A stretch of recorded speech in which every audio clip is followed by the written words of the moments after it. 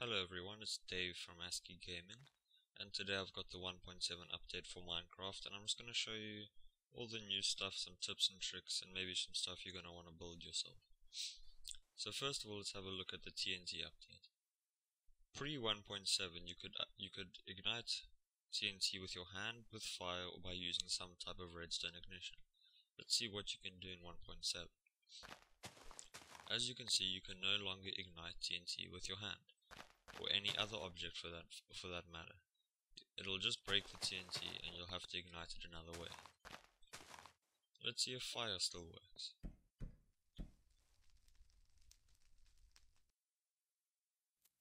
Yep, it looks like it does. Now let's see what about ignition. Does this still work? Ooh, yes it does. So what we can see now, in the TNT update, all that was really changed is you can no longer ignite TNT with your hand or other objects in your hand. You can only ignite it from fire or using some type of redstone ignition. Now TNT is safe and easy to break and you don't have to worry about it.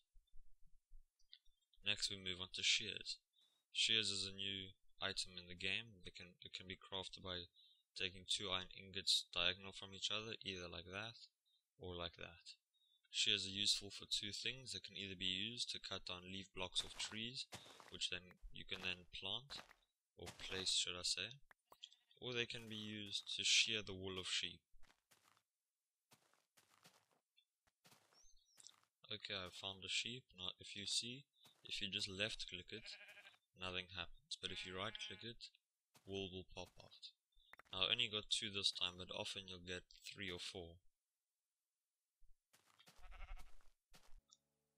Okay, now onto the most exciting part of the update, the pistons. So first let me show you how you craft them.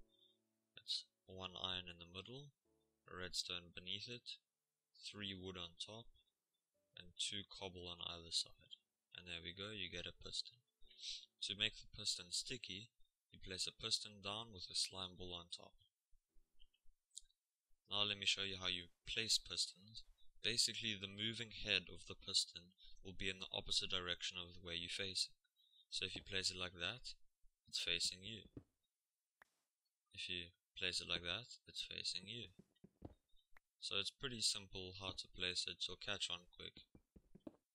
Now let's see how pistons and sticky pistons differ. These 2 pistons are normal, and these 2 pistons are sticky. When I flip the switch, you can see they all move up. But when I flip it down, you'll notice that the 2 sticky piston blocks come down, but on the normal pistons, the stone block stays up and the sand block falls down from gravity, as you can see from here. Now let's have a look at some back sets of the pistons. Here you can see 2 pistons and 2 rows of stone.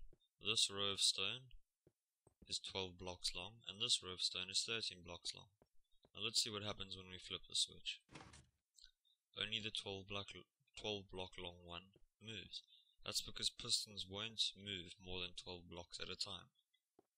So now we'll see if we add a 13th block to this row, the piston now won't move. So keep that in mind when building. Now let's see how pistons and water interact. As you can see here, we just got a normal water flow with a piston underneath. As soon as we activate it, the water completely stops. Deactivate it, the water carries on flowing. This could have so many uses, it's actually ridiculous. But let's have a look at one use that I thought was really cool. Over here you can see that I've made a wheat farm. Basically just wheat here. We got some water being held back by pistons, and we got a collection duct over here. So now if we flick the switch, you'll see the water flows and all the wheat and seeds get broken.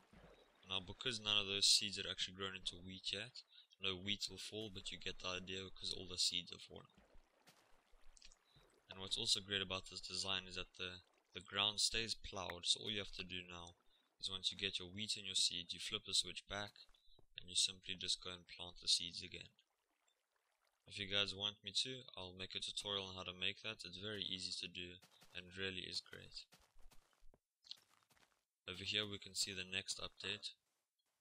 Brick blocks and cobble blocks have now been reskinned They look much better. Now on your screen you can see what they used to look like, so you can see it actually is a massive improvement. Finally, the last big part of the update is now to do with fences. Fences have now been updated so you can now place torches on top of them, which is actually going to be really cool. Another big update is that you can also put fences on top of other fences, but unfortunately you still can't place fences on the side of fences. So to do that, you still need to do the workaround of placing a block and then removing it. Oh well, thanks for watching the video guys. This has been Dave from ASCII Gaming. Leave a comment what you think. If I left out anything, let me know. Thanks for watching.